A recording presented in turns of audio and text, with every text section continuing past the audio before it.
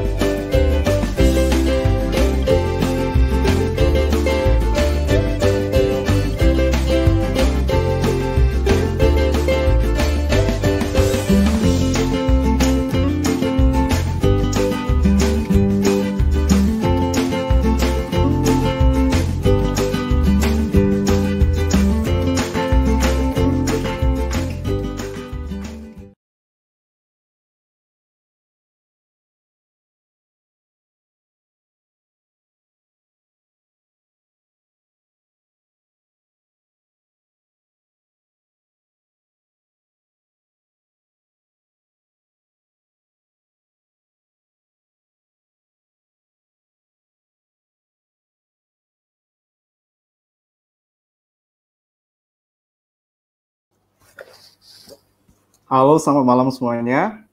Kita berjumpa pada saat ini di dalam acara daripada Coram Deo Worship Center and Studies, di mana kita mengadakan Pieta online, di mana pendidikan, pengajaran tentang ibadah kita coba adakan, khususnya di dalam konteks pandemik daripada COVID-19 ini, saudara-saudara. Nah, saat ini saya ingin memperkenalkan dan menyambut kita semuanya terlebih dahulu tentunya. Bersuka cita kalau Bapak Ibu, teman-teman, saudara sekalian bisa bergabung di dalam acara ini. Saya mengajak kita untuk melihat pembicara kita. Nah, sudah tampil. Jadi pembicara pertama kita adalah Pendeta Budianto Lim. Dan pembicara kedua kita adalah istri beliau, Ibu Lydia Sia. Dan keduanya itu meraih gelar Doctor of Worship Studies ya. Dan mereka memiliki beban untuk melayani di dalam bidang ibadah. Keduanya saat ini mengajar di Sekolah Tinggi Teologi Reform Indonesia, khususnya mengajar di dalam sebagai dosen daripada teologi ibadah dan perjanjian lama maupun sejarah liturgi. Nah, saudara sekalian, kita akan mengikuti beberapa hal di dalam acara Korambio ini. Dalam tema yang pertama yang kita angkat pada hari ini yaitu tentang reviewing ibadah online. Kalau di YouTube kan ada review barang tertentu. Nah, sekarang kita akan mereview nih ibadah online yang sudah terjadi atau sudah diadakan gereja-gereja mungkin paling kurang sekitar 3 bulanan. Dan saya yakin kita pasti punya persepsi setelah mengikuti sekitar 3 bulan ibadah online, pasti ada hal yang kita pikirkan. Ada hal yang mungkin pertanyaan-pertanyaan yang timbul. Nah, kita akan mencoba menggumulkan bersama-sama di dalam perbincangan pada malam hari ini. Sebelumnya, mari kita mau berdoa terlebih dahulu untuk kita memulai akan acara Pieta Online pada hari yang pertama ini. Mari kita berdoa. Bapa dalam surga, kami bersyukur kami boleh bersama-sama di dalam acara Pieta Online ini untuk belajar ya Tuhan, menggumulkan bagaimana kami telah melewati sekitar 3 bulan beribadah secara online. Dan pasti ada banyak pertanyaan-pertanyaan di dalam kehidupan kerohanian kami, di dalam kami menanggapi ibadah yang berbeda daripada selama ini kami jalani. Tuhan tolong pada malam hari ini dan juga pada 2 minggu yang akan datang, kami ingin mengumpulkan bersama-sama dalam Pieta Online ini tentang bagaimana kami menjalani kehidupan beribadah di tengah-tengah kondisi pandemi COVID-19 ataupun ketika kami sudah masuk di masa new normal ini. Berikan bijaksana kepada Pendeta Budi dan Ibu Lydia Tia, dan mereka memberikan prinsip-prinsip yang perlu kami pegang di dalam kehidupan beribadah secara online ini. Terima kasih Tuhan, demi nama Kristus Yesus kami berdoa. Amin. Amin. Selamat malam Pak Budi dan Bu Lydia. Malam, Ricky. Ya, sehat-sehat aja kan Pak? Ya, sehat. Thank you. Ya, malam hari ini kita kan sudah melewati kira-kira 3 bulan nih ibadah online. Dan pastinya saya juga pribadi itu punya pertanyaan-pertanyaan, punya kegelisahan bagaimana menjalani kehidupan beribadah sebagai seorang Kristen di tengah-tengah pandemi Corona ini ataupun ketika memasuki masa new normal ini. Banyak hal yang bukan cuma saya yakin banyak juga orang-orang Kristen yang mengumpulkan akan hal ini. Nah, terkait akan hal ini, ternyata di dalam selama 3 bulan kurang lebih ya seperti itu, ada hal-hal yang terjadi. Dan ada 3 hal yang kita mau coba gumulkan malam hari ini kan Pak Budi. Yang pertama kita mau coba gumulkan tentang ketagihan ibadah online. Nah, ini kan terjadi. Ternyata ada orang-orang yang setelah mengikuti ibadah online, mereka merasa lebih nyaman loh. Dan mereka berpikir, ya udah, online aja terus. Nah, kita akan coba, saya minta Pak Budi coba berikan pandangan nantinya tentang tentang ketagihan ibadah online ini. Dan juga nanti kita akan berbicara mengenai gereja dan digitalisasi. Itu topik yang kedua nanti. Dan juga yang ketiga, kita akan berbicara mengenai membangun kehidupan ibadah yang saling menguatkan di antara komunitas Kristen. Apa saja sih yang gereja bisa lakukan? Karena kan kita belum bisa ketemu secara fisik nih di dalam peribadatan.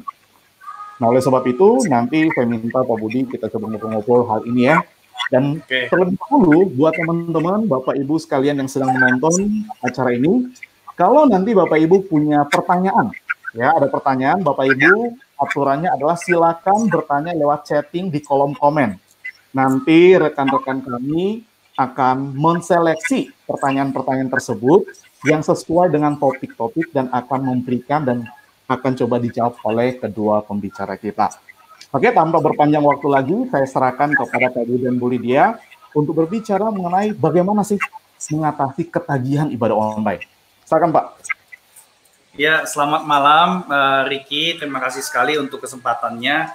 Nah, untuk topik yang pertama ini berkaitan mengenai gimana sih setelah kita kurang lebih 3 bulan ibadah online, lalu kalau ada jemaat yang tidak mau balik cara ibadah konvensional waktu gereja udah dibuka, jadi dalam tanda petik gitu ya, seolah-olah ada jemaat-jemaat tertentu yang ketagihan ibadah online karena lebih nyaman di rumah dan sebagainya. Nah, bagaimana ini kita bisa istilahnya tuh bisa menyikapinya ya, bagaimana kita menghadapi orang-orang Kristen yang bergumul dengan dalam tanda petik ketagihan ibadah online ini. Nah, untuk perbincangan yang pertama ini saya pengen serahin dulu, biasa istri duluan yang ngomong ya, jadi biar Ibu Lydia yang sharing, nanti saya akan menambahkan ya, jadi saya persilakan Ibu Lydia.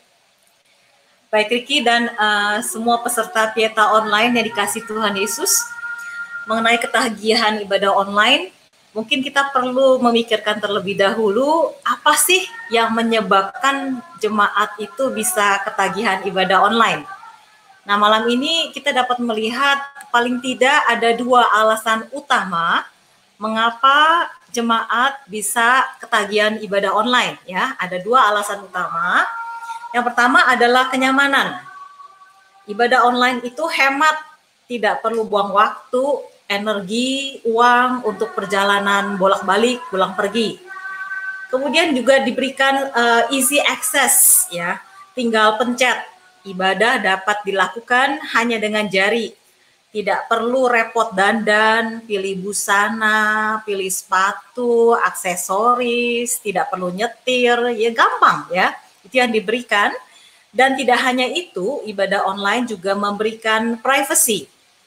Tidak perlu ketemu sesama, tidak perlu basa-basi, tidak perlu jaim ya. Jadi ibadah online itu memang super nyaman, super convenient. Itu adalah alasan utama yang pertama. Yang kedua adalah ibadah online memberikan kepuasan. Artinya jemaat bisa memilih ibadah online sesuai keinginan. Dan kemudian jemaat juga punya kebebasan gonta-ganti pembicara. Kalau ibadah online kan offline biasanya kan kita nggak bisa pilih pembicara ya. Tapi kalau ibadah online kita bisa pilih, setiap minggu bisa ganti pembicara.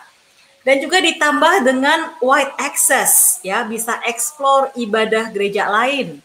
Kalau dulu bertahun-tahun cuma tahu satu macam ibadah, sekarang jemaat dihadapkan dengan bursa ibadah. Bisa tahu bermacam-macam model ibadah. Jadi easy access, wide access adalah keuntungan-keuntungan yang mudah membuat siapapun ketagihan, saudara sekalian. Jangankan anak muda, orang tua pun ketagihan. Zaman sekarang yang ketagihan acara online belum tentu anak muda saja. Ya, jadi gadgets mudah sekali sudah menjadi benda favorit segala umur. Para onliners yang dikasih Tuhan Yesus, yang perlu kita waspadai adalah easy access dan wide access ini dapat menjadi private and exclusive. Ini menjadi ironi. Misalnya, waktu makan keluarga, duduknya sih hadap-hadapan. Tetapi anggota keluarga buka handphone masing-masing. Ada yang dengar khotbah, ada yang chatting, ada yang main game. Semua usia berhadap-hadapan, tetapi terpaku dalam kenikmatan yang bersifat private and exclusive. Akhirnya family meal tidak menjadi family gathering. Mereka together but separate. Mereka together but lonely. Demikian pula ibadah online yang seharusnya mempererat togetherness dalam komunitas, tanpa kita sadari bisa menjadi separation dalam komunitas. Faktor-faktor privacy and exclusivity ini berpotensi menggoyahkan togetherness dalam komunitas. Nah, ini yang menjadi jerawat, bahkan duri dalam komunitas. Loh, kok bisa? Bagaimana privacy and exclusivity berpotensi menjadi duri dalam komunitas? Yang pertama adalah karena privacy berpotensi menjadi self-dependent, yaitu kebergantungan pada diri sendiri di mana seseorang tidak lagi membutuhkan sesamanya. Para onliners sekalian, self-dependent tidak sama dengan independent. Independent berarti mempertanggungjawabkan hidup pribadi dan tetap membutuhkan sesama untuk menjadi pribadi yang utuh, manusia yang bersosial. Sebaliknya self-dependent tidak membutuhkan sesamanya. Ilustrasinya adalah seperti para singles yang tidak mau menikah. Jangan tersinggung ya. Tidak mau bukan tidak bisa. Ya, banyak singles yang tidak mau menikah dengan alasan menikah itu repot dan cari masalah. Udah nyaman hidup sendiri dan seterusnya. Nah, saudara sekalian, hal yang serupa terjadi ketika jemaat mulai merasa tidak butuh orang lain, tidak butuh komunitas, udah enak ibadah sendiri, udah nyaman, udah puas. Nah, potensi duri komunitas yang kedua, di mana exclusivity berpotensi menjadi self-pride, yaitu kekuatan dan kebanggaan diri yang memisahkan seseorang dari sesamanya. Ia merasa superior, merasa lebih unik, lebih istimewa dari sesamanya. Dan ketika seseorang merasa superior, ia mengasihi dirinya sendiri lebih daripada sesamanya. Ia mengasihi cara ibadahnya sendiri lebih daripada cara ibadah sesamanya. Para onliners yang dikasihi Tuhan Yesus, sehubungan dengan self-dependent dan self-pride, kita ingat Tuhan Yesus pernah mengajarkan, kasihilah sesamamu manusia seperti dirimu sendiri. Jadi kita diingatkan untuk mengasihi cara ibadah sesama kita manusia, komunitas online dan komunitas offline, seperti kita juga mengasihi cara ibadah diri sendiri. Singkatnya, saudara sekalian, self-dependent dan self-pride adalah musuh koinonia. Para onliners yang dikasihi Tuhan Yesus, apa arti koinonia? Koinonia berasal dari bahasa Yunani yang muncul kira-kira 19 kali di Perjanjian Baru. Dalam Alkitab bahasa Inggris seringkali diterjemahkan menjadi communion, fellowship, sharing, participation. Dan di dalam Alkitab Indonesia diterjemahkan menjadi bersatu, persekutuan seorang dengan yang lain, membagi segala sesuatu dengan yang lain, turut mengambil bagian, bekerja bersama-sama atau partnership.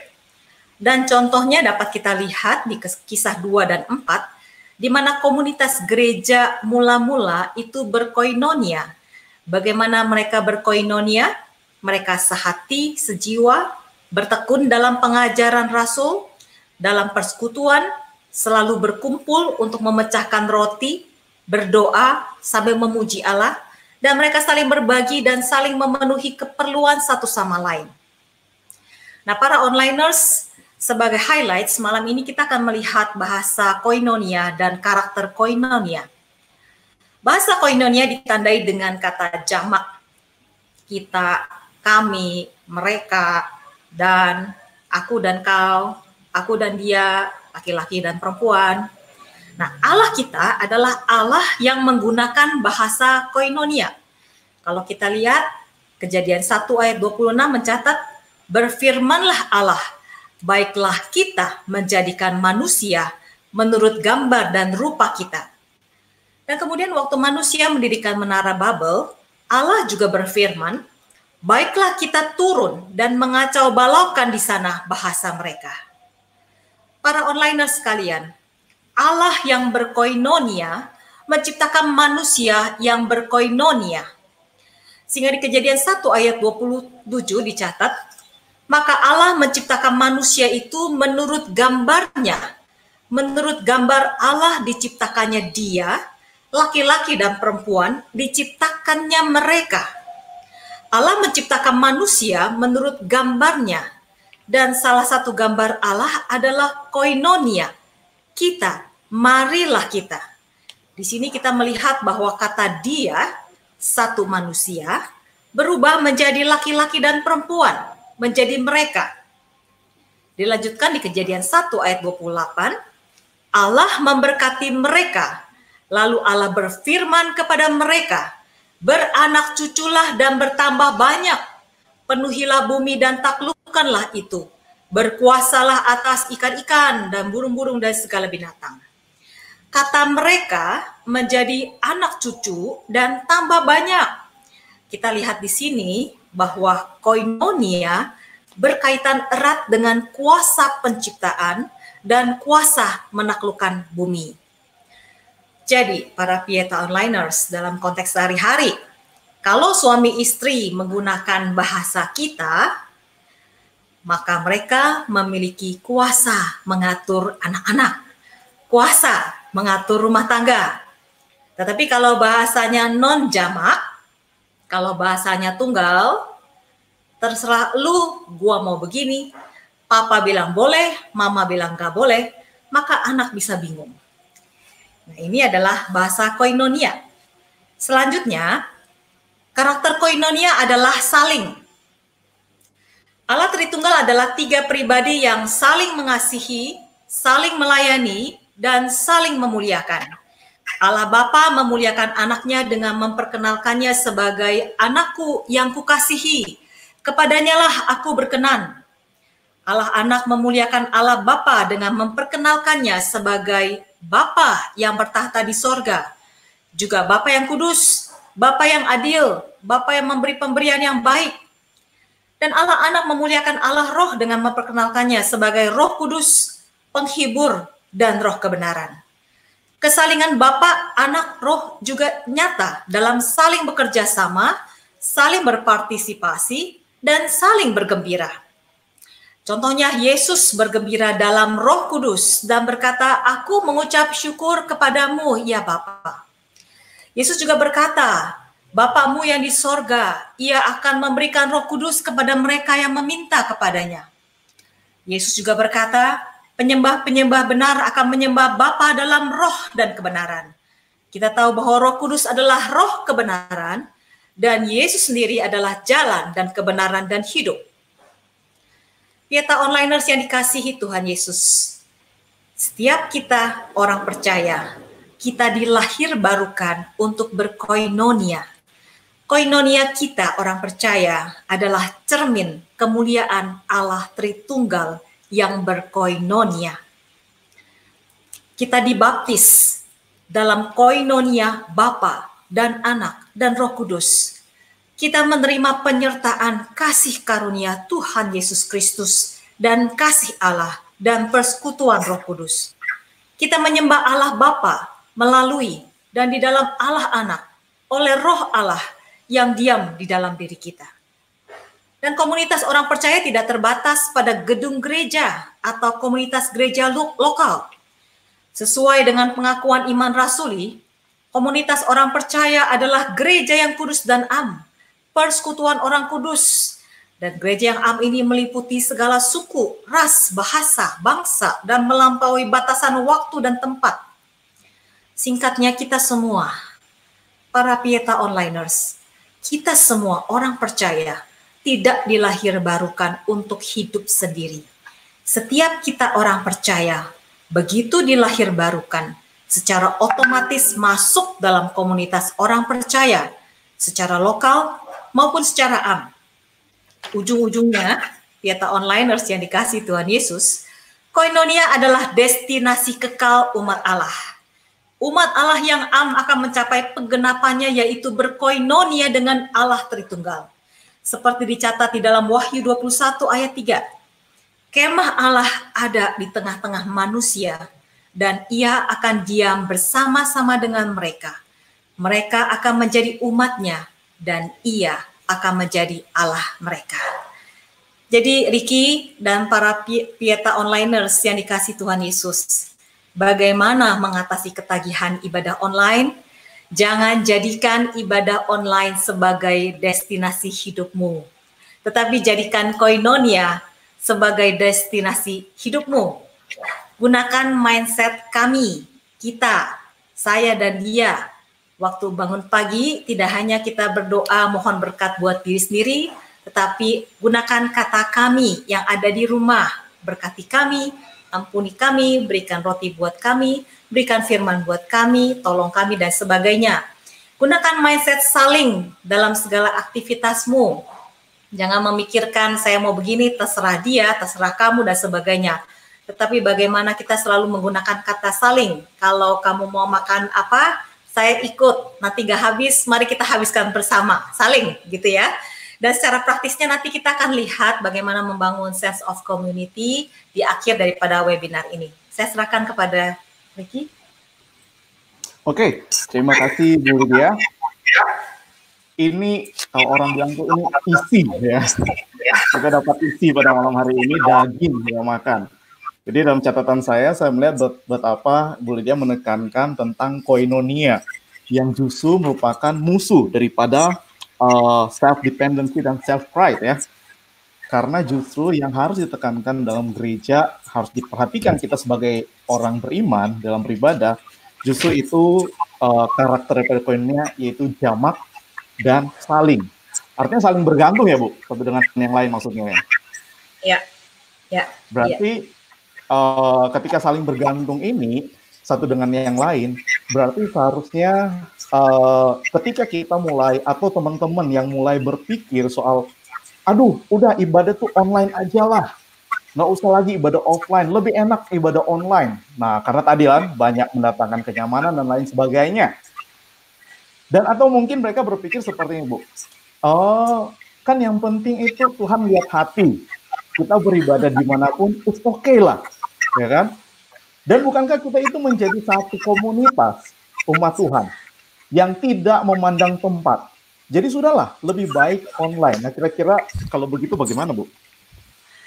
Ya, saya pikir tadi seperti yang saya bagikan, kasihilah sesamamu manusia ya.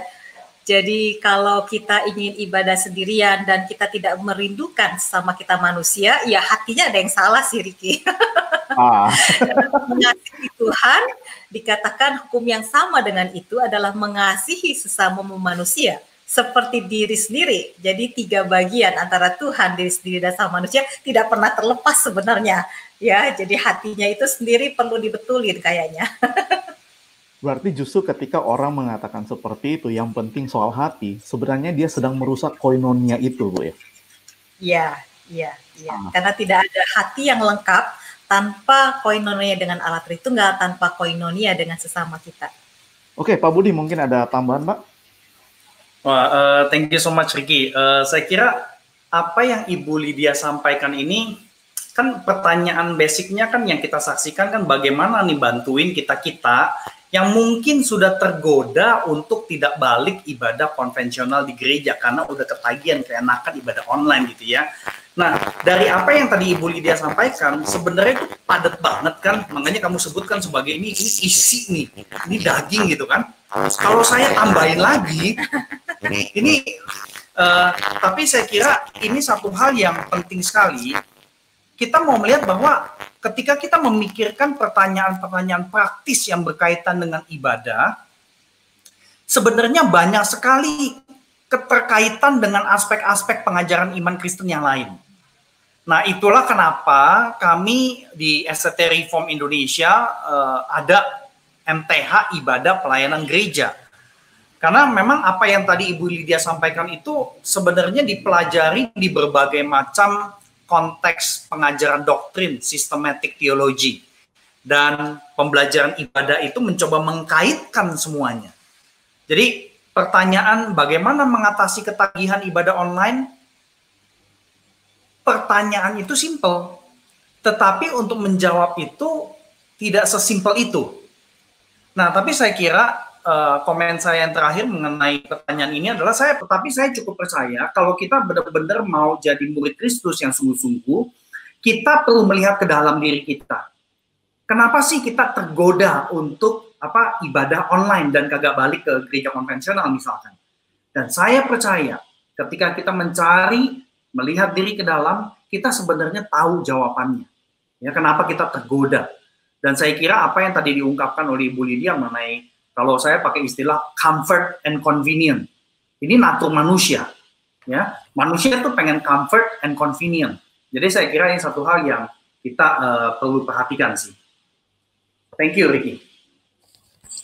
Oke, jadi kalau coba saya simpulkan sedikit gitu Pak ya. Berarti ketika seorang terlihat mulai menikmati ibadah online dan merasa tidak perlu lagi lah kita melakukan ibadah offline, ya, sekalipun bisa, tapi udahlah lebih nyaman seperti ini. Sebenarnya seorang itu harus mempertanyakan koinonia itu apakah menjadi destinasinya atau justru sebenarnya dirinya sendiri, comfort and convenience itu ya Betul seperti itu ya. Oke, kita onliners nih, coba dengerin kan isi kita pada malam hari ini. Jadi tentang ketagihan ibadah online, kalau kita masih ngotot seperti itu, memang saat ini kita kan sedang dikondisikan karena ya pandemik ini. Tetapi seharusnya bukan ini destinasi kita, betul ya? Bukan ini destinasi kita. Destinasi paling utama yaitu koinonia, karena koinonia merupakan gambaran daripada Allah Tritunggal. Begitu kira-kira Bapak sama Ibu? Iya, iya. Ya, oke. Teman-teman sekalian, dari perbincangan kita dalam topik yang pertama ini tentang kalau kita ketagihan ibadah online, nah tentunya ibadah online yang sudah dilakukan kurang lebih 3 bulan lebih ini, itu pasti atau tidak mungkin tidak, pasti bersentuhan dengan yang namanya digitalisasi. Kan? Apa aja sekarang menjadi digital? Dulu waktu ada yang mulai bahkan persembahan secara digital, banyak yang wah nyinyir. Tiba-tiba sekarang gereja digital semuanya, apapun itu menjadi digital.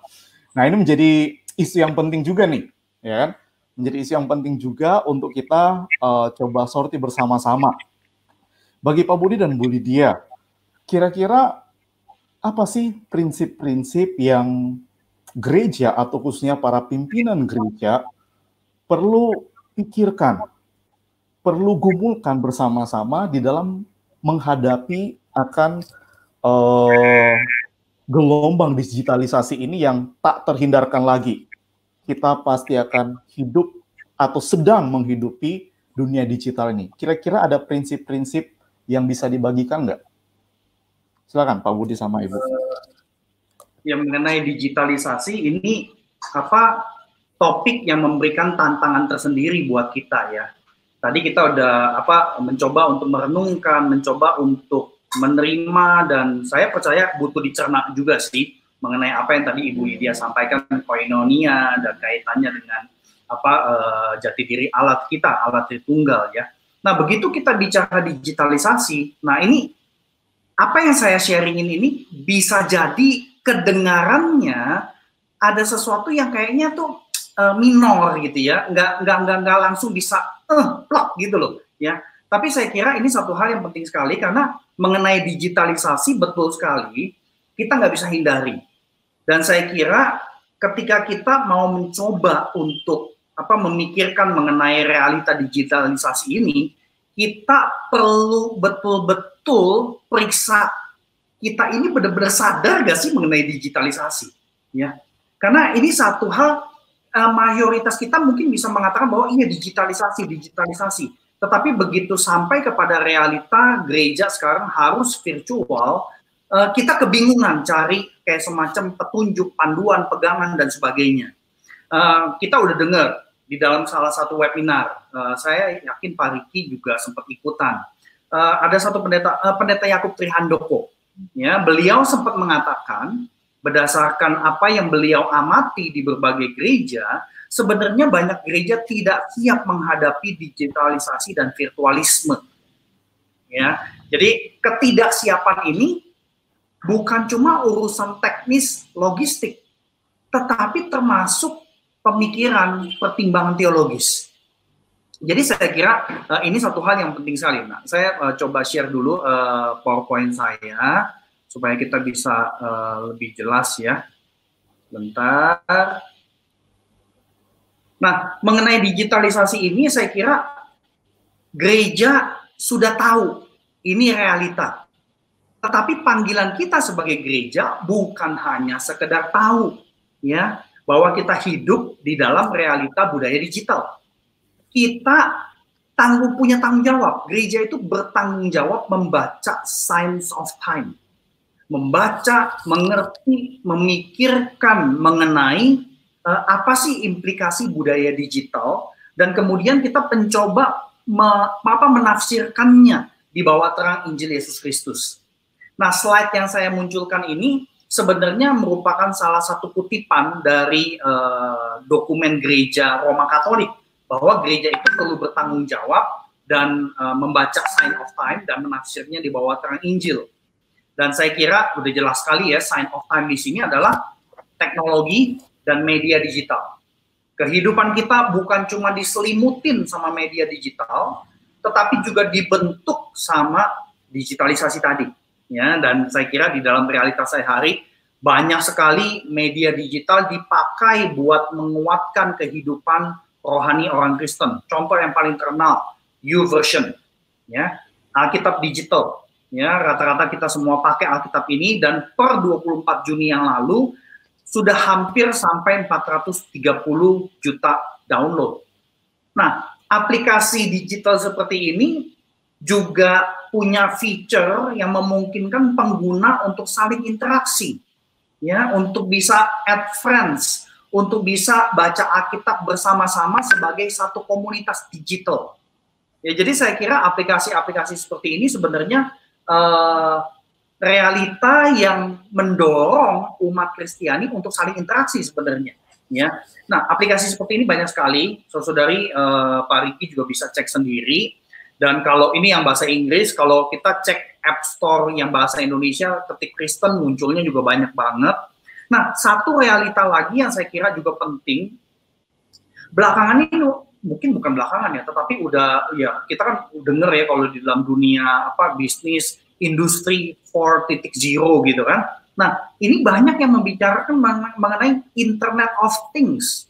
Ini kayak semacam payung jaringan internet di atas bumi. Jadi arah digitalisasi ini adalah nanti semua peralatan elektronik bisa menjadi smart devices. Ya, bukan cuma smartphone, tetapi juga misalkan smart car, ya, banyak sekali udah sekarang driverless car dan macam-macam.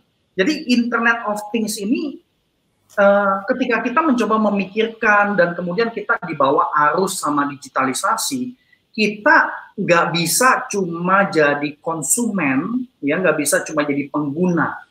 Tetapi kita orang Kristen, ya gereja, punya tanggung jawab untuk menyikapinya, dan tentu gereja perlu memperlengkapi orang Kristen dengan mindset iman yang cukup. Dan mindset iman itu saya kira saya sebutnya sebagai discerning mindset, ya, dalam menghadapi teknologi dan media digital. Nah, artinya kita perlu terus mengasah kemampuan untuk bisa bedain sejauh mana sih penggunaan teknologi dan media digital itu bikin kita menyangkali identitas Kristen atau memperkuat identitas kita sebagai murid-murid Kristus. Dan saya kira kita sangat perlu pertolongan Roh Kudus. Ya, jadi pengajaran-pengajaran mengenai bagaimana Roh Kudus bekerja terhadap spiritualitas kita itu sangat penting sekali. Dan mindset yang discerning mindset ini saya kira perlu diarahkan supaya kita orang Kristen betul-betul punya pemahaman ajaran iman Kristen cukup kuat, pada saat yang sama cukup mengerti pro dan cons dari teknologi dan media digital, ya. Nah, kalau di dalam dunia sekolah Alkitab, bahasa yang dipakai itu kita perlu bisa eksegesis Alkitab, tetapi kita juga perlu bisa eksegesis kultur atau budaya. Ya, ini sesuatu yang tidak mudah. Tapi saya kira ini satu hal yang sangat-sangat krusial sekali. Ini realitanya nih, ya. Nah, dari realita ini saya menemukan minimal 2 sikap, ya, sikap gereja atas ibadah virtual. Nah, sikapnya kurang lebih seperti ini, dan sikap ini dilandasi lewat cara pandang, ya. Nah, yang pertama, cara pandang konvensional. Ibadah Kristen harus terjadi utuh, yaitu rohani maupun ragawi di satu lokasi. Nah, prinsip basic yang kita yakini adalah identitas gereja itu diaktualisasi ketika umat bersatu ibadah pakai liturgi di satu lokasi secara ragawi. Akhirnya, ibadah virtual dipandang agak negatif karena tidak ada kehadiran fisik secara kolektif, sehingga gereja dipandang tidak teraktualisasi karena kesatuan umat di satu lokasi tidak terjadi. Ya, jadi ada cara pandang seperti itu, dan ini muncul kuat sekali ketika kita mendengar cukup banyak gereja yang bergumul untuk melakukan perjamuan kudus dan sakramen. Ya, jadi saya kira ini satu hal yang nyata, ya. Cuma mengenai sakramen nanti kita akan bicarakan di tanggal 10 Juli. Ya, jadi saya kira saya nggak akan menyinggungnya di sini. Nah, pandangan ini pandangan basic, ya. Nah, karena ada pandangan basic, pandangan konvensional ini, kemudian ibadah virtual itu dipandang agak negatif, seolah-olah tidak terjadi pertemuan ragawi, tidak gereja identitasnya tidak teraktualisasi. Menurut saya ini tidak 100% benar, ya. Waktu kita ibadah virtual, semua gereja pasti mendorong supaya jemaat itu ngumpul sebagai keluarga. Berarti kehadiran secara utuh, rohani, ragawi, tidak hilang sama sekali. Ya, jadi kehadiran rohani ragawi itu tetap terjadi. Cuma memang bedanya adalah physical co-presence, yaitu kehadiran kolektif bersama jemaat yang lain itu tidak terjadi. Tetapi sebagai satu keluarga, itu tetap terjadi, rohani, ragawi. Di samping itu juga ada para pelayan ibadah yang hadir secara utuh, rohani, ragawi. Nah, memang kalau kita pakai bahasa kaula muda ya, feel-nya beda. Ya pasti beda ya, saudara generasi ya. Tetapi saya kira kita nggak bisa langsung mengatakan bahwa ibadah virtual itu tidak mengaktualisasi identitas gereja. Kita juga nggak bisa bilang bahwa ibadah virtual itu tidak terjadi persekutuan ragawi dan rohani, persekutuan yang utuh. Ya, jadi saya kira ini satu hal yang kita perlu perhatikan. Nah, kemudian mengenai kesatuan jemaat, ini salah satu argumentasi yang kita dengar ketika kita ngomong mengenai perjamuan kudus. Kesatuan jemaat tidak terjadi. Nah, kita mesti jujur tanya begini kalau menurut saya. Waktu dulu kita ibadah di satu lokasi, memangnya kesatuan umat terjadi? Bukankah semuanya juga misah-misah kebaktian? Jadi saudara generasi dan Pak Riki, saya kira ini yang kita perlu pertimbangkan ya. Ibadah dengan teknologi dan media digital tidak bisa dijadikan kambing hitam atas isu kesatuan. Nah, satu contoh lagi nih ya, mengenai sikap yang dilandasi dengan cara pandang. Ini yang saya tulisnya secara sederhana dan general banget ya. Ibadah secara virtual dianggap pasti tidak ada partisipasi. Karena jemaat itu jadi nonton. Ya, nah ini prinsipnya, kebaktian bukan tontonan, harus ada partisipasi jemaat. Waktu ibadah virtual dilakukan, partisipasi itu seolah-olah jadi tidak ada. Nah, saya kira ini satu hal yang patut kita pertimbangkan ulang ya, argumen seperti ini. Pertanyaannya adalah begini, apa betul ibadah dengan media digital memberangus partisipasi? Kalau kita ambil contoh tadi, salah satu aplikasi Alkitab YouVersion, inovasi aplikasi digital, salah satu tujuannya adalah supaya terjadi interkoneksi. Kalau mau terjadi interkoneksi, berarti partisipasi itu sesuatu yang intrinsik di dalam media digital. Jadi saya kira ini satu hal yang patut kita pertimbangkan. Ya. Dan menurut saya tentu tergantung apa sih arti dari partisipasi. Apa yang kita maksud dengan partisipasi? Jadi menurut saya ibadah virtual itu tidak menghilangkan partisipasi sama sekali. Tapi memang partisipasinya beda dengan ibadah konvensional. Nah, kalau orang Kristen makin konsumtif waktu ibadah virtual, jadi nonton, saya kira ini kembali ke natur manusia. Ya, makanya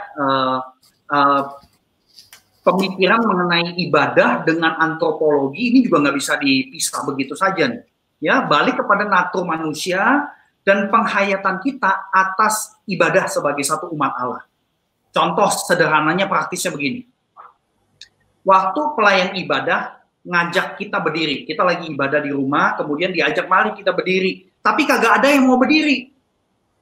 Karena enakan duduk, nonton para pelayan ibadah yang lagi main musik, lagi nyanyi, lagi ngajak kita untuk ibadah dan sebagainya. Nah, kalau kita diajak partisipasi berdiri atau bahkan berlutut, kemudian jemaat itu tidak mau, berarti orang Kristen tersebut tidak terlalu peduliin kesatuan umat yang dimunculkan lewat tindakan ibadah sama-sama, meskipun lokasinya beda. Ya, nah tentu bisa juga ada alasan lain lah ya. Misalkan saya pikir orang yang diajak berdiri, ya lagi ibadah virtual, diajak berdiri, atau katakan gini loh, nanti kan ibadah sebagian di gereja udah bisa jalan, ya, tetapi nggak semua jemaat bisa masuk kan. Ada yang 50% kapasitas gereja, ada yang cuma bikin 25%. Berarti sebagian besar jemaat masih kebaktian di rumah nih. Kemudian diajaklah berdiri. Yang di gereja berdiri, yang di rumah pada kagak mau berdiri. Kemungkinan besar orang itu belum menghayati prinsip coram Deo. Bahwa seluruh tindakan hidup kita ada di bawah pandangan Allah. Kalau pelayan ibadah yang Tuhan tempatkan ajak kita berdiri atau berlutut, lalu kita nggak mau, maka si pelayan ibadah ya pasti dia kagak tahu lah kita berdiri apa duduk atau ngapain gitu ya. Tapi kan Tuhan tahu. Tuhan menyaksikan respons kita. Nah kalau orang Kristen itu nggak peduli juga, ya berarti jangan-jangan dia tidak menghormati Tuhan. Jadi saudara yang terkasih dan juga Ricky, saya kira ibadah melalui media digital bukan berarti tidak ada partisipasi. Kita ngumpul di satu ruangan di rumah, baca Alkitab, doa, nyanyi, semua itu partisipasi. Tentu lagi-lagi pakai bahasa teman-teman pemuda-pemudi, kaula muda kita ya, feel-nya beda, ya pasti beda. Ya. Tapi ibadah virtual bukan berarti tidak ada partisipasi. Nah, saya kira saya mau mengajak kita untuk sekali lagi mikir secara jujur nih ya. Apa betul waktu kita kebaktian konvensional dulu, partisipasi pasti terjadi secara penuh? Ini patut kita tanyakan. Dan pertanyaan ini kan mengarahkan kita balik ke pertanyaan di depan tadi ya. Apa sih arti partisipasi yang penuh dan aktif dalam ibadah? Nah, saya nggak bisa singgung membicarakan ini karena akan terlalu panjang. Tapi saya mau mengakui begini mengenai ibadah virtual ya. Saya mengakui bahwa godaan menonton sangat besar. Kita nggak bisa menyalahkan media digital. Yang perlu kita lakukan adalah kita waspada, ya, ekstra waspada. Media informasi dan komunikasi digital yang kita gunakan akan perlahan-lahan membentuk perilaku kita. Ini yang kita harus waspadai. Contoh yang paling sederhana. Kita baca berita selalu lewat handphone. Ya, tulisannya kecil, jadi kita bacanya vertikal dan baca mungkin headline doang dengan cepat. Nah, hal ini perlahan-lahan pasti membentuk perilaku kita. Kita jadi nggak bisa melakukan pemikiran yang cukup mendalam. Deeper inquiry itu agak susah karena media sudah membentuk perilaku kita. Contoh lain, kita komunikasi pakai WA dengan teks, kemudian berkembang kan ada emoji, udah gitu berkembang lagi emojinya bisa personal, muka sendiri lagi ngapain kayak dan sebagainya. Berarti orang merindukan interaksi yang lebih. Nah, penggunaan media komunikasi ini akan membentuk perilaku kita. Misalkan, bisa saja kita jadi malas ngomong, ya karena kita udah texting terus, pakai emoji ini, itu, dan sebagainya. Nah, padahal ada konteks-konteks tertentu, kalau kita telepon, biasanya bisa lebih efisien. Tetapi kita nggak mau telepon, karena kita sudah terbentuk texting dengan emoji dan sebagainya. Jadi saya mau mengakui bahwa ibadah virtual itu memang ada dampaknya, ada kayak semacam hal yang perlu kita waspadai. Nah, pertanyaannya adalah, ini bagian terakhir dari sharing saya, satu pertanyaannya aja panjang banget ya, ngejawabinnya ya. Karena ini isu yang nggak mudah juga nih. Nah, ini saya bagi prinsip umum aja, ibadah virtual itu biasanya kan kita ikutin lewat 4 gadget ya. Handphone, tablet, laptop, televisi. Ya, mungkin juga ada keluarga yang pakai proyektor kali ya, saya nggak tahu juga ya. Nah, kalau di STTRI kan ada yang pakai proyektor, cuma karena proyektor kita sedikit, nggak bisa semua pakai proyektor. Tapi 4 media itu yang paling banyak digunakan. Nah, media digital beserta teknologi digital akan terus berkembang. Dan kita sudah ada media seperti ini di zaman sekarang, ya. Udah ada virtual reality, ada goggle-nya, ada kacamatanya, augmented reality, dan akan berkembang lagi menjadi holographic telepresence. Jadi saya kira media-media seperti ini akan terus berkembang karena dengan kondisi 2020 terjadi seperti ini dan banyak sekali kita harus pakai media digital untuk komunikasi dan sebagainya, akselerasi kemajuan pasti akan luar biasa sekali karena orang akan riset dan sebagainya. Nah, menurut saya kita perlu memandang alat-alat itu sebagai fasilitas atau media, ya, atau alat. Nah, jadi ini satu prinsip yang penting sekali nih. Pandang digitalisasi, khususnya media teknologinya sebagai fasilitas atau media, gitu ya. Nah, yang kedua, kita perlu sadar bahwa ibadah Kristen tidak pernah terjadi tanpa mediasi.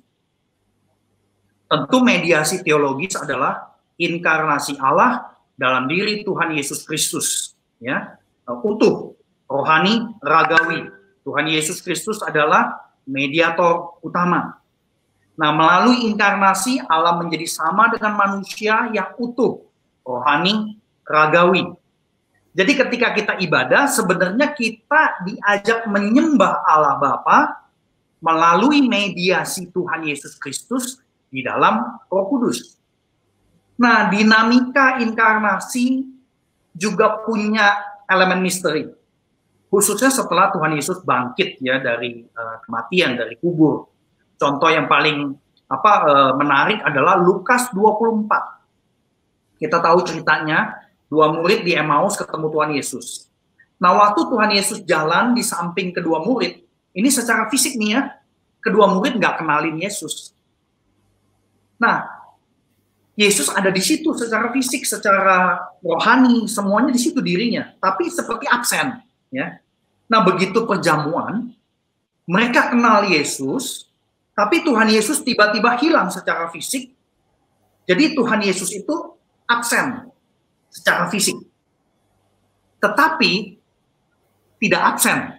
Ya, ini the presence of the absence. Ya. Jadi absennya pribadi Yesus dari depan mata mereka tidak sama dengan absen total. Nah, ini kan sebuah aspek misteri di dalam kebenaran inkarnasi. Ya, justru yang sebaliknya terjadi. Ketiadaan Yesus secara fisik tidak membuat kehadirannya secara spiritual pudar begitu saja. Nah, Tuhan Yesus absen secara ragawi, tetapi ada media yang menunjuk pada kehadirannya. Nah, dinamika inkarnasi yang misterius ini tetap terjadi melalui media gereja sebagai tubuh Kristus, kumpulan Kristen, ya, Kristus-Kristus kecil. Nah, media lain di dalam sejarah gereja juga muncul, misalkan berupa simbol-simbol gambar, dan kemudian simbol gestur tangan. Ya, jadi ini contoh-contoh yang saya nggak bisa berikan terlalu banyak. Intisarinya adalah ibadah Kristiani itu selalu terjadi dengan mediasi. Nah, ketika kita ada di abad 21, teknologi, media digital, kita perlu lihat sebagai fasilitas, sebagai media, sebagai alat. Ibaratnya menjadi penyambung antara kita dengan realita yang terpisah dengan jarak. Nah, dengan kata lain, media digital itu perlu dipandang sebagai ikon yang menunjuk kepada realita di balik dirinya sendiri. Ya, beda sama idol ya. Kalau kita memperlakukan media digital sebagai segala-galanya, karena media digital itu menunjuk dirinya sendiri, maka media itu jadi berhala dalam kehidupan kita umat Kristiani. Ya, jadi saya kira ini satu hal yang basic sekali. Jadi icon itu bisa berfungsi ibarat jendela kepada Tuhan. Jadi dengan memperlakukan media digital sebagai icon, kita sadar bahwa icon ini, media digital ini bukan segalanya, tetapi nolongin kita untuk memaknai realita kehadiran Allah yang sudah dijanjikannya gitu ya. Nah, beda halnya dengan idol. media digital itu misalkan handphone atau laptop kita itu bisa jadi Tuhan, bisa diberhalakan. Nah itu yang kita nggak mau. Nah kemudian yang ketiga, saya kira kalau kita memperlakukan media digital sebagai icon, berarti media itu bisa diganti seturut konteks. Nah, saya kira konteks pastoral ini yang perlu menjadi kayak semacam konteks yang penting untuk dipertimbangkan juga. Tetapi kalau media digital itu sudah jadi berhala, maka begitu diganti, wah orang akan komplain dan sebagainya. Karena konsentrasinya kepada media digital itu sendiri. Nah, dari tiga perbandingan seperti ini, saya mau mengajak kita melihat kira-kira praktisnya do and don't-nya kurang lebih kayak apa sih, gitu ya. Jadi yang pertama, saya kira ada gereja yang nggak punya resources untuk beli media, ya beli kamera yang bagus, beli laptop yang bagus dan sebagainya. Jangan memaksakan diri. Ya apalagi kalau jemaatnya memang kesulitan. Jadi pakai media yang ada. Nah kemudian nggak perlu ikut-ikutan pihak lain, orang, keluarga, gereja lain yang punya alat lebih canggih. Kalau kita pengen ikut-ikutan sampai misalkan gereja ada jemaat yang rela dah utang kartu kredit, beli kamera yang jauh lebih bagus gitu ya. Nah itu udah agak bahaya tuh. Ya, itu yang pertama. Nah, do sama don'ts yang kedua, saya kira kita perlu sebisa mungkin mencari variasi media. Sehingga kita tidak terkunci ke dalam satu media digital. Nah, tentu don'ts-nya itu ya nggak perlu minder kalau harus pakai media analog atau manual. Nah, kemudian yang ketiga, saya kira ini penting tetapi ini nggak gampang, yaitu kita perlu melatih atensi rohani dalam menghayati realita ilahi di balik media yang kita pakai. Don'ts-nya adalah ya jangan sekedar ngalir aja ngikutin orang autopilot. Ya, jadi saya kira ini satu hal yang penting sekali untuk kita perhatikan dan perlu dicatat, icon itu bisa perlahan-lahan bergeser menjadi idol. Makanya perlu banget atensi rohani dan juga waspada secara rohani, ya. Tetapi ini realita yang kita hadapi, yang kita nggak bisa lawan, kita nggak bisa bendung. Nah, media digital yang digunakan untuk ibadah, saya kira sudah memaksa kita buat merenungkan lebih dalam apa sih arti kehadiran ilahi. Ketika seorang sampai ketagihan ibadah online, saya khawatir dia lagi perlahan-lahan terbawa arus menjadikan atau memberhalakan media sebagai idol tadi. Oleh karena itu makanya persekutuan Kristiani itu penting sekali buat kita supaya atensi rohani, alertness rohani itu bisa dipelihara. Saya kira gitu, Ricky, panjang sekali ya ngomongan ini ya.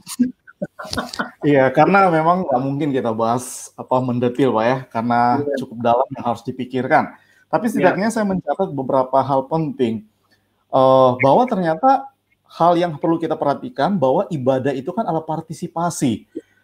Nah, sehingga ketika misalkan gereja mengadakan ibadah online, ketika liturgosnya menjadi berdiri, duduk, biasa bayangan kita kan langsung merasa, aduh ngapain sih seperti ini. Dan biasanya langsung ingin cepat-cepat dikhotbah, gitu, seperti itu.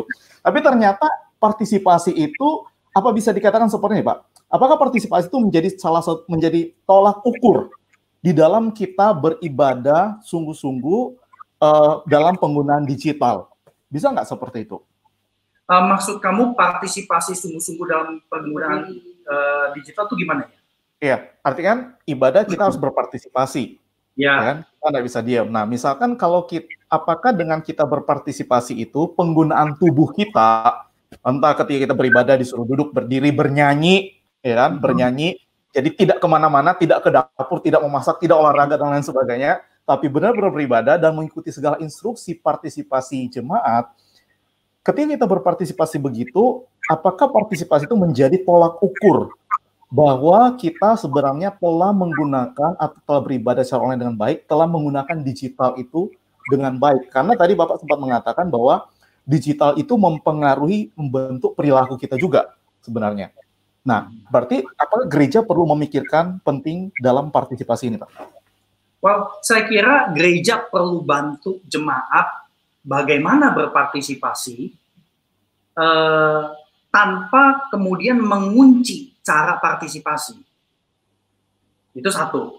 Kedua, tentu kita perlu diajarin kenapa kita diajak partisipasi cara yang begini, gaya yang begini. Apakah ini bisa menyatukan kita yang beribadah di rumah masing-masing sebagai keluarga? Saya kira ungkapan penjelasan-penjelasan seperti itu perlu ada sih. Jadi bottom line-nya itu bukan berarti partisipasi itu cuma satu cara dan kemudian kita mendogmatiskan cara itu. Oke. Saya kira itu sih. Iya, terima kasih Pak Budi. Mungkin apakah ada pertanyaan dari teman-teman sekalian yang sedang melihat acara ini? Jikalau dari panitia. Ini ada satu pertanyaan, Pak. Dari Pendeta Valerius Waruwu. Selamat malam, Pak Valerius. Pertanyaannya, bagaimana pendapat Pak Budi dengan pemberkatan nikah secara online? Menarik nih, Pak. Apakah bisa? Mengingat sebagian gereja juga sudah melakukan perjamuan kudus online. Nah, silakan Pak Budi sama Bu Lydia. Well, menurut saya itu dimungkinkan. Ya, pemberkatan nikah secara online dimungkinkan karena satu, saya percaya pemberkatan nikah itu tetap tidak mungkin satu orang saja, gitu loh. Dan saya kira kan kita kalau mau pakai aturan PSBB itu kan 5 orang, gitu kan. Dan saya kira kita perlu temukan cara-cara logistik lah. Tetapi saya kira bukan itu yang terpenting. Saya kira pemberkatan nikah secara online itu masih dimungkinkan terjadi. Gitu loh. Ya cuma memang saya nggak tahu nih pikiran saudara-saudari kita bayangan online itu seperti apa. Apakah seperti ini? Karena bisa beberapa macam bentuk nih ya. Misalnya saya mimpin kebaktian, kemudian saya berkatnya itu lewat komputer, dan kemudian orang yang menikah itu ya di tempat lain gitu loh. Nah, kalau saya tidak akan memilih cara seperti itu. Saya akan memilih tamu-tamunya itu ya jangan ngumpul seperti biasanya, gitu loh. Jadi kita batasin banget misalkan keluarga saja. Tetapi kehadiran hamba Tuhan, ya secara fisik itu adalah bagian daripada pastoral kita kepada calon pasangan yang mau menikah, gitu loh. Bahkan 5 orang saja, pendetanya yang menikah sama saksi, ya 5 masih memungkinkan menurut saya. Jadi kalau menurut saya sih masih memungkinkan sih. Itu tidak menghilangkan koinonia, Pak ya, maksudnya? Yes. Karena gitu, paling tidak di dalam pemahaman saya mengenai pemberkatan nikah, ini satu topik yang cukup menarik juga ya, karena gereja di dalam sejarah melihat pernikahan itu sebagai private affair, bukan urusan gereja dalam tanda petik. Ya. Cuma di dalam konteks kita di Indonesia itu kan agama mesti duluan gitu ya. Betul ya Ricky ya? Soalnya saya di Singapura ya private affair, mau menikah aja gitu loh. Ya, jadi saya kira ya tapi kan pernikahan Kristiani kita tetap mesti jaga prinsip dan sebagainya. Jadi saya kira koinonia daripada pernikahan itu nggak hilang sama sekali. Cuma memang beda. Oke, terima kasih Pak Budi. Untuk topik yang kedua ini kita telah bergerak kepada isu digitalisasi. Nah, kita akan masuki pada isu yang ketiga nantinya. Tapi sebelumnya, mari kita mencoba melihat dulu video ini untuk kita coba mengenal lebih dalam lagi tentang prodi MTH Ibadah yang ada di Sekolah Teologia Reform Indonesia.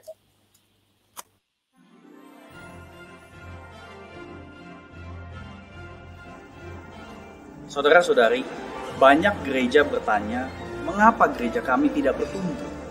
Mengapa anak muda pindah ke gereja lain? Bagaimana mendesain kebaktian dengan menarik? Apakah menyanyi him masih relevan sampai sekarang? Bolehkah di dalam kebaktian kita menggunakan semua alat musik? Banyak jawaban diberikan secara praktis dan pragmatis. Mengutip ayat, mengambil sepenggal contoh di dalam sejarah gereja. Dan kemudian gereja mengubah fenomena luar kebaktian. Lagunya berubah, sound system berubah, alat musik berubah, cara menyambut jemaat juga berubah, bahkan cara berpakaian dirubah. Melalui MTH ibadah, kami rindu jawaban tidak hanya berputar pada fenomena eksternal saja. Dengan landasan teologi ibadah yang alkitabiah, sejarah gereja yang objektif, kami mendorong terjadinya integrasi antara pelayanan ibadah, misi, penggembalaan, dan pemuritan. Kami juga mendorong terjadinya perubahan cara membaca Alkitab dengan kreatif, nyanyian jemaat dengan dinamis, dan ibadah multisensori. Semua ini sangat penting sekali karena Allah Bapa di surga mencari penyembah-penyembah yang sejati. Mari berespons pada panggilan Tuhan dan belajar bersama SDT Reform Indonesia.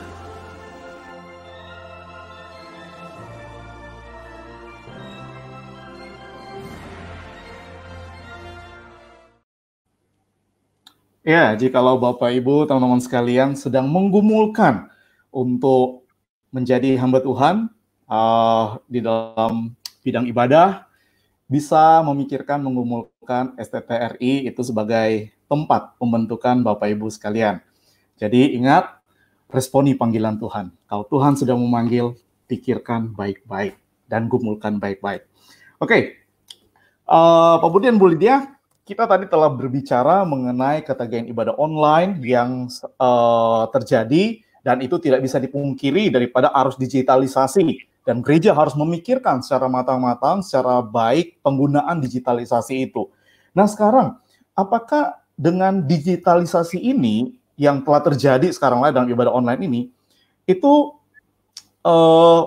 banyak orang mulai mengatakan, aduh ini kok terasa terpisah dengan umat yang lain ya, secara fisik, terasa terpisah dengan umat lain secara fisik. Lalu rasanya, nah mungkin tadi Pak Budi sempat singgung feel-nya gitu ya.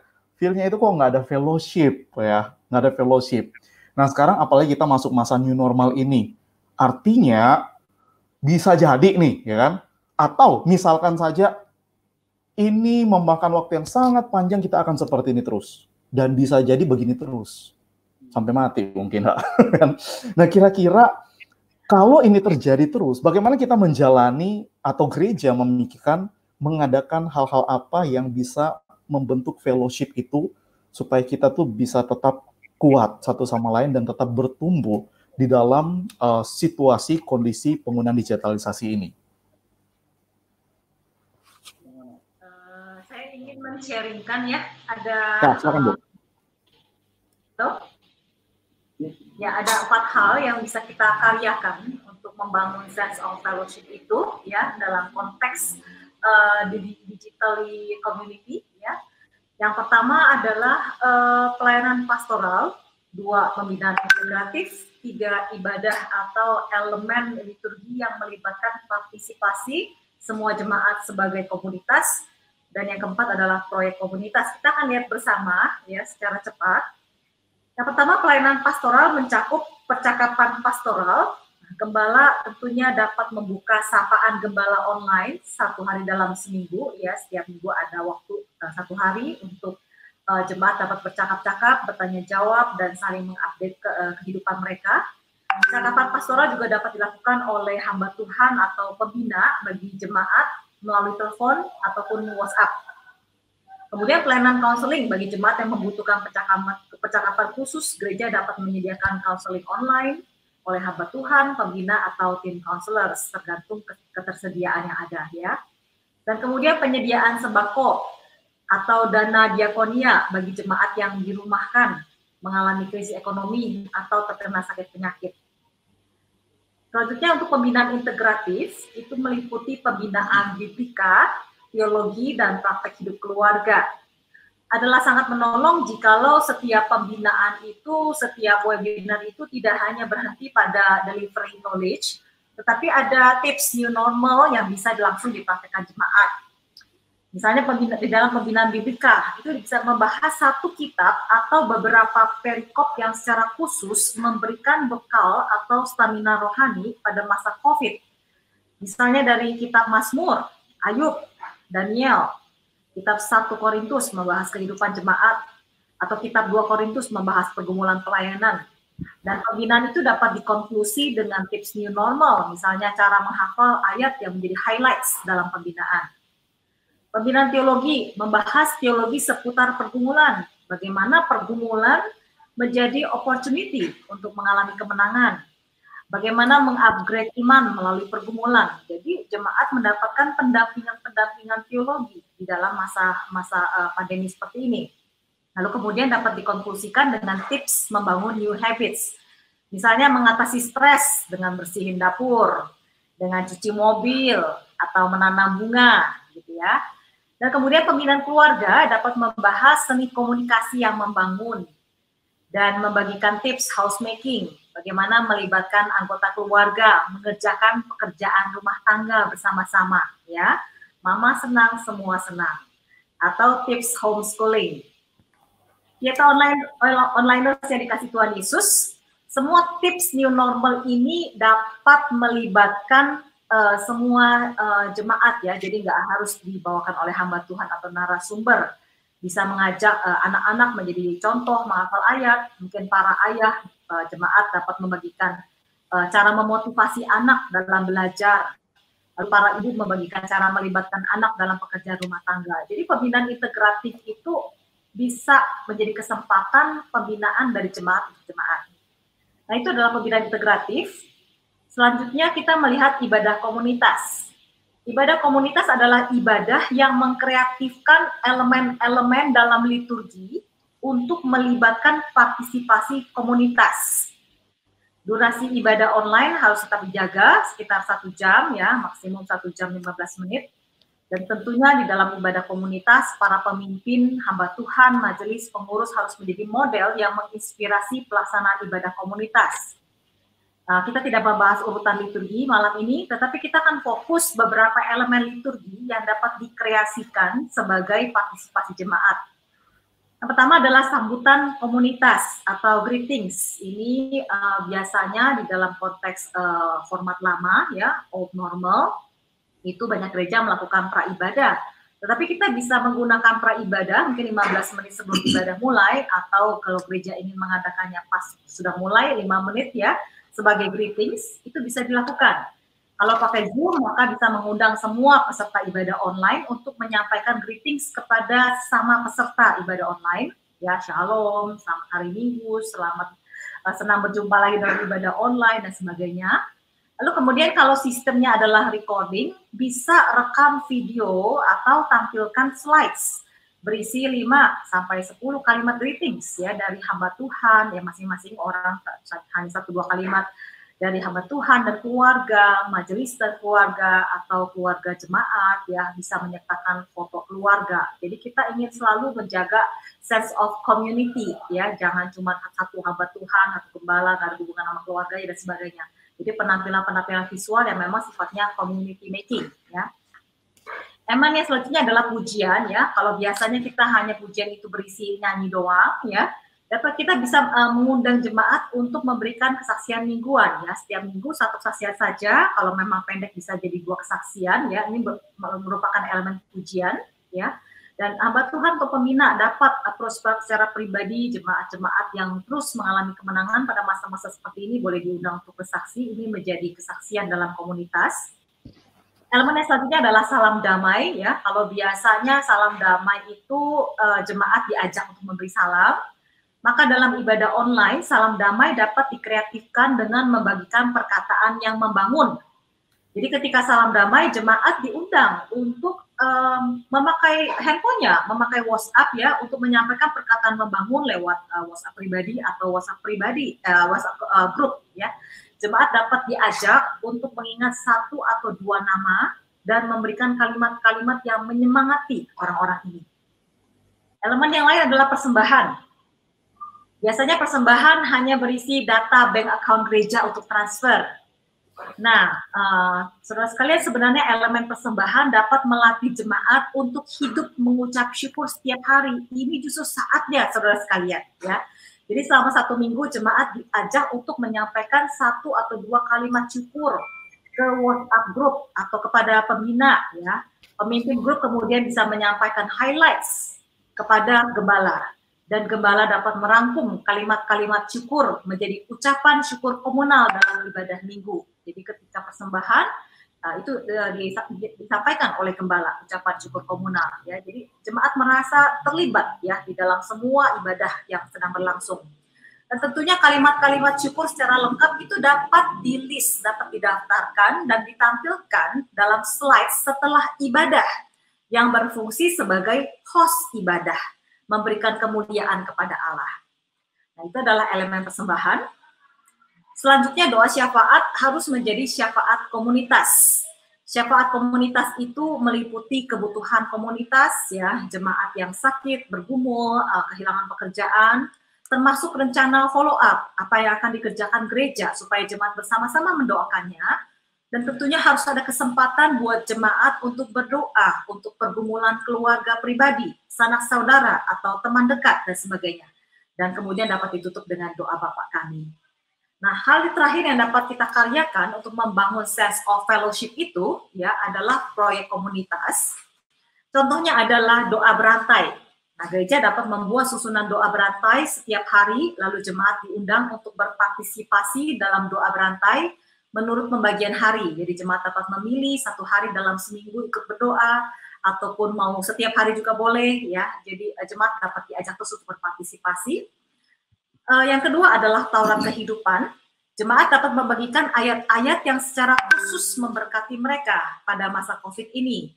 Mereka dapat men-sharingkan ayat tersebut kepada hamba Tuhan atau pembina ibadah, dan bergantung pada isinya, pembina ibadah dapat mencantumkan ayat-ayat yang menjadi berkat ini di dalam liturgi. Bisa saja berbentuk panggilan ibadah, bisa berbentuk petunjuk hidup baru, bisa berbentuk panggilan pengucapan syukur, atau janji penyertaan Tuhan yang dicantumkan pada penutupan ibadah. Jadi berkat-berkat itu sendiri menjadi satu berkat untuk komunitas, tidak hanya untuk satu pribadi jemaat tersebut. Proyek yang lain adalah sembako komunitas. Gereja dapat menjadi pusat take and give sembako. Jemaat yang memiliki sembako ekstra dapat menyerahkan ke gereja. Dan jemaat yang membutuhkan sembako dapat mengambil sesuai dengan keperluan, ya, take and give. Dan tentunya proyek komunitas yang terakhir adalah new opportunities. Gereja menjadi pusat mengajar dan belajar new skills. Jadi jemaat yang memiliki skill tertentu daripada dipakai hanya untuk diri sendiri, sekarang saatnya untuk membagikan skills tersebut kepada jemaat. Dan bagi jemaat lain dapat merupakan kesempatan untuk belajar new skills. Misalnya skills komunikasi, skills masak, musik, gambar, video production, dan sebagainya. Dan semua ide ini dapat diadaptasikan sesuai konteks gereja saudara masing-masing.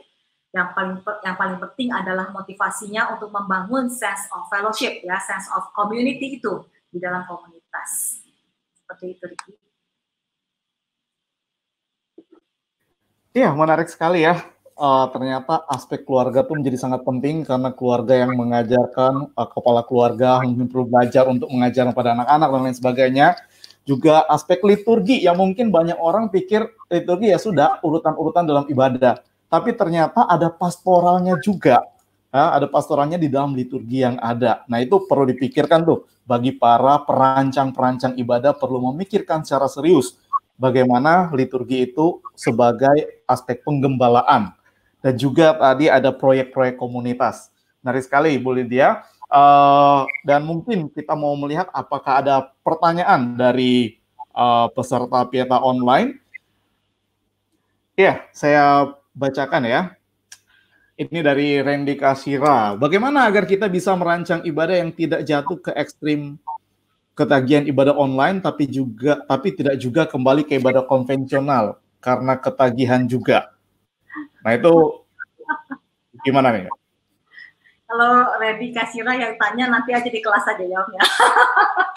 Saya kira ini pertanyaan bagus sekali, ya. Nggak mudah untuk menjawabnya, ya. Bagaimana kita bisa merancang ibadah yang tidak jatuh ke ekstrim ketagihan ibadah online? Saya kira kita perlu pikirkan rancangan liturgi di mana orang-orang itu bisa diajak partisipasi lebih banyak gitu loh. Ya. Nah, tetapi pada saat yang sama ada elemen-elemen di mana kita diajak, misalkan ini yang simpel yang saya kepikir ya, mendoakan teman gereja yang ada di komplek rumah kita. Ya. Jadi ada partisipasinya terjadi, tetapi ada elemen di mana jemaat itu diajak merindukan teman gereja yang lain. Dan saya kira ini satu hal yang perlu dicari sih, karena di dalam setiap konteks jemaat kan bisa beda-beda, perlu cari ide dan perlu diskusikan dan sebagainya gitu. Tapi saya setuju sekali dengan pertanyaan ini bahwa ada orang-orang Kristen tertentu yang mungkin saja sudah ketagihan ibadah konvensional. Ya.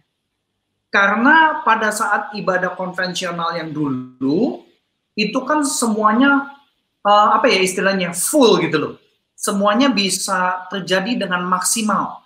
Bisa tim musiknya full, kemudian lagu itu kita bisa nyanyikan bisa 25 menit, full semuanya. Sehingga orang merasa, wah dia disentuh sama Tuhan dan sebagainya. Sehingga dia menginginkan itu gitu loh. Nah, kalau sampai ketagihan ibadah konvensional cara yang dulu, saya kira ya perlu dipertimbangkan ulang. Apakah cara yang dulu memang betul-betul membuat kita tuh, in tune dengan Tuhan, atau jangan-jangan itu hanya sekedar sebuah, katarsis emosi gitu loh. Ya. Karena kan pada saat sekarang misalkan kita ibadah di rumah susah sekali untuk bisa punya persiapan yang lebih full mengenai puji-pujian gitu kan. Jadi ini satu aspek yang saya kira pertanyaan yang bagus tetapi nggak mudah, tapi saya kira bukannya impossible ya untuk mencari balance sehingga tidak jatuh ke dalam dua ekstrim gitu loh. Oke, terima kasih. Juga. Ya, jadi kiranya bisa menjawab. Dan apakah ada pertanyaan lain dari peserta? Iya, dari Ibu Christina Ike. Bila setelah normal nanti timbul usul atau tren dari jemaat untuk gereja juga mengadakan live streaming, khawatirnya jemaat malah lebih memilih ibadah virtual di rumah daripada repot-repot ke gereja. Bagaimana menanggapi ini? Jadi saya pikir selama di dalam ibadah online itu dapat selalu menyertakan jemaat, seperti tadi saya sudah berikan contoh-contohnya, selama sense of community itu dijaga, saya yakin kok gitu loh bahwa jemaat juga akan merindukan untuk ketemu langsung ya. Jadi kita dapat ilustrasikan bahwa kalau itu memang teman yang kita kenal ya, akrab, kita dijauhkan karena distance ya, karena luar negeri dan sebagainya, ataupun keluarga gitu ya, sekalipun kita jauh, tetapi pasti karena kita masih menjaga percakapan, menjaga komunikasi kita lewat WhatsApp dan sebagainya, kok kita pasti merindukan juga sih untuk tetap satu hari bisa kembali lagi untuk bisa bertemu muka dengan muka, begitu ya. Jadi yang paling penting adalah seberapa jauh kita selama masa-masa ini benar-benar menjaga sense of community itu ya. Iya, jadi itu hal yang sangat penting ya, bagaimana menjaga self of community atau koinonia, Bu ya. Ya, apakah ada pertanyaan lain? Ya, silakan, Mbak.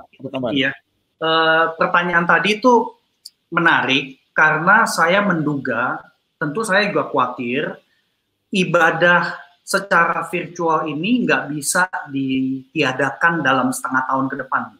Ya, jadi saya kira kemungkinan besar ibadah virtual akan terus berlanjut dan saya sih mendukung dalam artian kalau gereja begitu nanti udah bisa lebih normal ya, katakan jemaat sudah boleh lebih dari 50% datang ke gereja, menurut saya ibadah virtualnya jangan ditutup. Tetapi ibadah virtual itu jalan bersamaan dengan ibadah yang konvensional. Nah, kalau itu jalan bersamaan berarti kan memang perlu ada sinkronisasi ya. Dan saya sudah mendengar cukup banyak, ternyata memang ibadah virtual itu menolong sebagian jemaat yang selama ini kesulitan untuk datang ke gereja. Entah karena mendampingi keluarganya yang sakit, atau ibu-ibu yang baru hamil, nggak bisa datang kebaktian dan sebagainya.